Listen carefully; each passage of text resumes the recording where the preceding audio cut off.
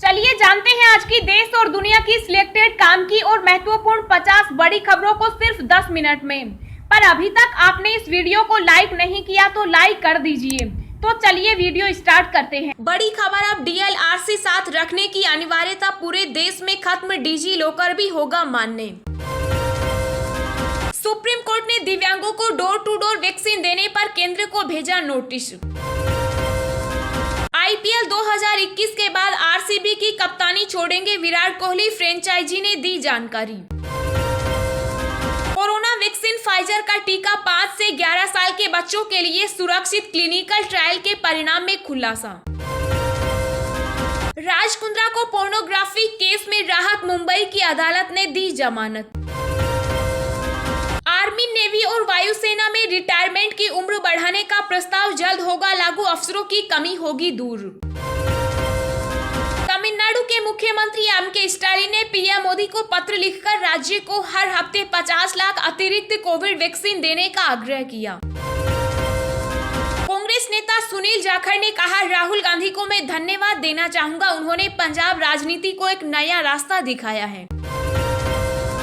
अभी बारिश से नहीं मिलेगी राहत, बंगाल की खाड़ी में फिर बन रहा चक्रवात, कोलकाता में भारी बारिश।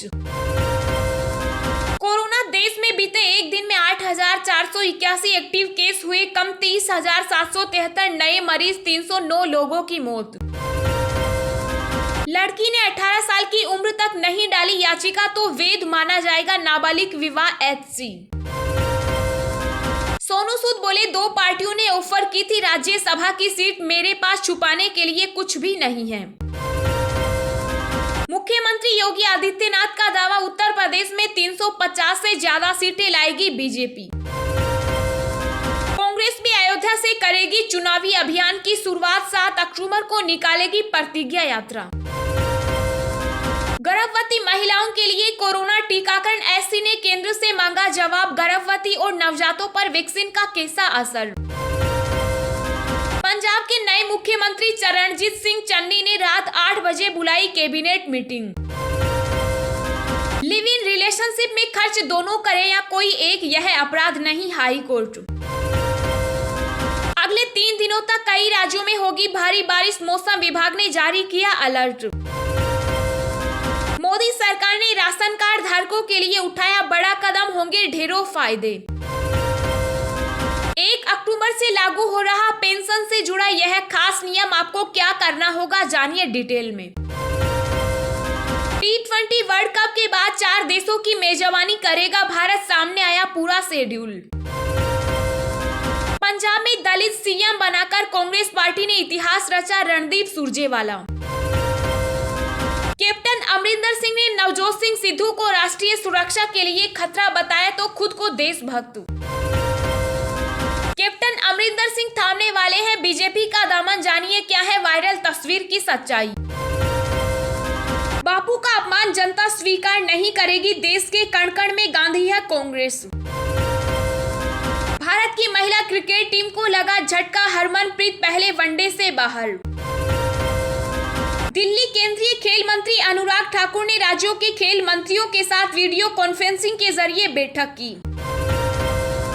कोलकाता में तेज बारिश से बिगड़े हालात, सड़कों पर भरा लबालब पानी।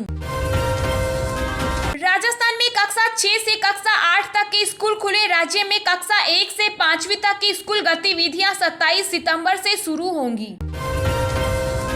मध्य प्रदेश के स्कूल कक्षा 1 से 5वीं के लिए 50% क्षमता पर फिर से खुलेंगे। जी हाँ दोस्तों, और भी बहुत बड़ी काम की खबरें निकल कर आ रही हैं, इसलिए वीडियो को लास्ट तक जरूर देखना। तो चलिए अब जानते हैं जो महत्वपूर्ण काम की खबरें हैं उनको विस्तार से।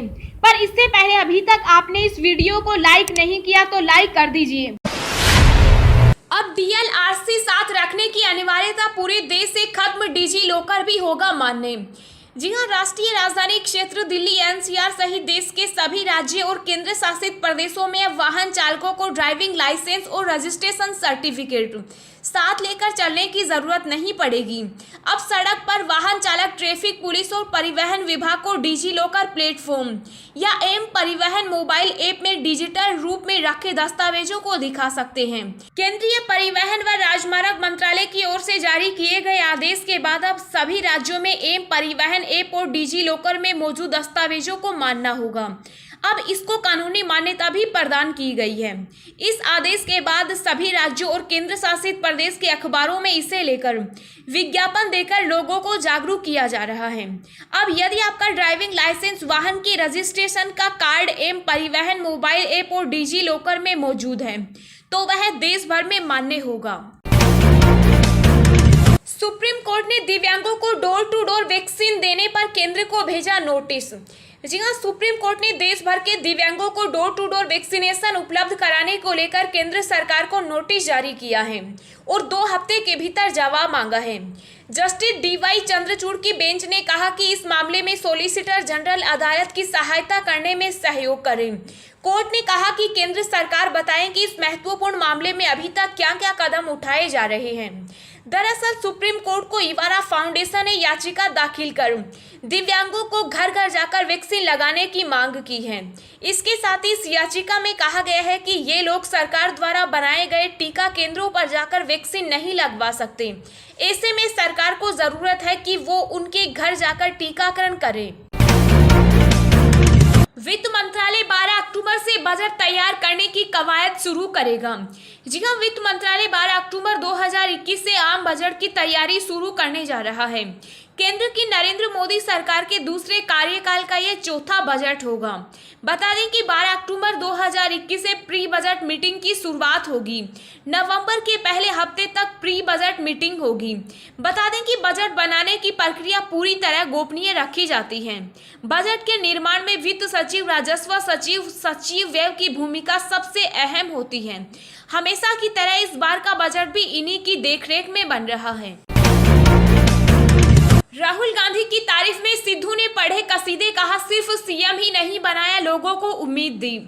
जी हां, पंजाब में नया मुख्यमंत्री बनने के बाद प्रदेश कांग्रेस अध्यक्ष नवजोत सिंह सिद्धू आज लंबे समय के बाद मीडिया के सामने आए। नवजोत सिंह सिद्धू आज अपने ही अंदाज में दिखे और उन्होंने राहुल गांधी की खूब तारीफ की। नवजोत सिंह सिद्धू ने राहुल की तारीफ में कसीदे पढ़ते हुए कहा कि राहुल गांधी ने एक मुख्यमंत्री नहीं बनाया है बल्कि लोगों के लिए एक उम्मीद दी है, संविधान का सम्मान किया है। सिद्धू ने कहा कि नए मुख्यमंत्री ने लोगों से जो वादे किए हैं उन पर काम करना शुरू कर दिया गया है। कांग्रेस भी अयोध्या में करेगी चुनावी अभियान की शुरुआत, 7 अक्टूबर को निकालेगी प्रतिज्ञा यात्रा।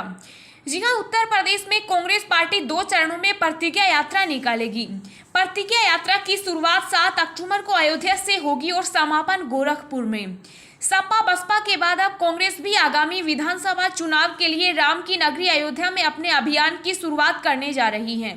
कांग्रेस अयोध्या से प्रतिज्ञा यात्रा की शुरुआत करेगी। हालांकि इससे पहले कांग्रेस महासचिव प्रियंका गांधी उत्तर प्रदेश में पार्टी के लिए चुनावी माहौल बनाने के लिए 29 सितंबर से 4 जनसभाएं करेंगी। उत्तर प्रदेश में कांग्रेस पार्टी 2 चरणों में प्रतिज्ञा यात्रा निकालेगी। प्रतिज्ञा यात्रा की शुरुआत 7 अक्टूबर को अयोध्या से होगी और समापन गोरखपुर में 12 अक्टूबर को होगा और दूसरे चरण की प्रतिज्ञा यात्रा 17 अक्टूबर से शुरू होगी। IPL 2021 के बाद RCB की कप्तानी छोड़ेंगे विराट कोहली, फ्रेंचाइजी ने दी जानकारी। जी हां, विराट कोहली IPL 2021 के बाद रॉयल चैलेंजर्स बेंगलोर की कप्तानी छोड़ देंगे। RCB ने ट्वीट के जरिए इस बात की जानकारी दी है। इससे पहले कोहली ने कहा था कि वह अगले महीने से शुरू हो रहे T20 विश्व कप के बाद क्रिकेट के सबसे छोटे प्रारूप में टीम इंडिया की कप्तानी छोड़ देंगे। सोनू सूद बोले, 2 पार्टियों ने ऑफर की थी राज्यसभा की सीट, मेरे पास छुपाने के लिए कुछ भी नहीं है। जी हां, एक निजी इंटरव्यू में सोनू सूद ने खुलासा किया है कि उन्हें 2 पार्टियों की तरफ से राज्यसभा की सीट ऑफर की गई थी, लेकिन उन्होंने इसे ठुकरा दिया। सोनू सूद ने कहा है, उन्होंने जो भी दस्तावेज मांगे हमने दिए, उन्होंने जो भी सवाल पूछे मैंने उसके जवाब दिए, मैंने अपना काम किया, उन्होंने अपना काम, उन्होंने जो भी सवाल उठाए हमने उनके हर एक सवाल का दस्तावेजों के साथ जवाब दिया, यही मेरा कर्तव्य है। अगले 3 दिनों तक इन राज्यों में होगी भारी बारिश, मौसम विभाग ने जारी किया अलर्ट। जी हाँ, देश के कई राज्यों में पिछले कई दिनों से लगातार बारिश हो रही है। देश में बीते एक हफ्ते से कहीं रुक रुक कर, कहीं तेज तो कहीं हल्की बारिश हो रही है। आसमान में छाए बादल बरसने को आतुर हैं। लगातार हो रही बारिश के साथ साथ आंधी और आकाशीय बिजली ने लोगों की मुश्किलें बढ़ा दी है। मौसम विभाग के मुताबिक फिलहाल लोगों को इससे राहत मिलती नहीं दिख रही है। मौसम विभाग ने उत्तर प्रदेश समेत कई राज्यों में 23 सितंबर तक बारिश की चेतावनी जारी की है।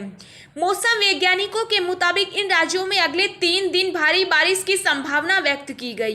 कई राज्यों में 80 किलोमीटर प्रति घंटे की रफ्तार से हवाएं चलेंगी। बारिश के कारण उत्तर प्रदेश, मध्य प्रदेश, बिहार, गुजरात सहित कई राज्यों में स्थिति ज्यादा खराब हो गई। मौसम विभाग ने राजस्थान, हरियाणा, हिमाचल प्रदेश, गुजरात, छत्तीसगढ़, मध्य प्रदेश, पश्चिम बंगाल, ओडिशा, पश्चिम उत्तर प्रदेश समेत देश के मैदानी इलाकों में 23 सितंबर तक बारिश की संभावना जताई है। स्काईमेट वेदर की रिपोर्ट के मुताबिक अगले 24 घंटों के दौरान पूर्वी उत्तर प्रदेश, अरुणाचल प्रदेश, मेघालय, नागालैंड और असम के पूर्वी हिस्सों के साथ साथ अंडमान और निकोबार द्वीप समूह के कुछ हिस्सों में हल्की से मध्यम बारिश के साथ कुछ स्थानों पर भारी बारिश हो सकती है। देश में बीते एक दिन में 8,481 एक्टिव केस कम हुए, 30,773 नए मरीज, 309 लोगों की मौत। जी हाँ, देश में कोरोना संक्रमण के मामलों में कमी आई है। बीते एक दिन में कोरोना मरीजों के ठीक होने की दर यानी रिकवरी रेट में कई दिनों बाद इजाफा देखने को मिला। भारत में पिछले 24 घंटे में कोरोना के 30,773 नए मामले सामने आए हैं, जबकि 38,945 कोविड मरीज ठीक भी हुए हैं। वहीं इस दौरान 309 कोविड मरीजों की मौत हो गई। केंद्रीय स्वास्थ्य मंत्रालय की ओर से आज सुबह जारी आंकड़ों के मुताबिक देश में बीते 24 घंटे में कोरोना के 30,773 नए मामले सामने आए, जो एक दिन पहले जारी आंकड़ों की तुलना में 13.7% कम है। केंद्रीय स्वास्थ्य मंत्रालय के अनुसार भारत में अब तक कोविड-19 वैक्सीनेशन की 80 करोड़ से अधिक खुराक दी जा चुकी है। भारत का कोविड-19 वैक्सीनेशन कवरेज शनिवार को 80 करोड़ के स्तर को पार कर गया है।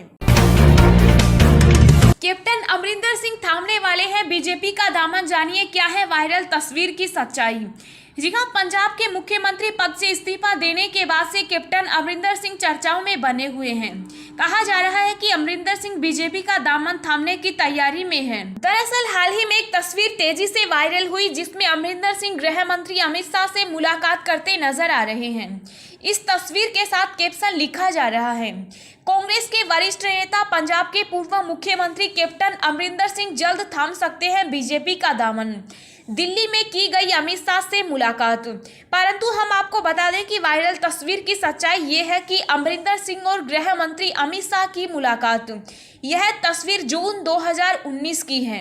27 जून 2019 को दिल्ली में अमरिंदर सिंह ने करतारपुर गलियारे के निर्माण में हुई प्रगति के संबंध में अमित शाह से मुलाकात की थी।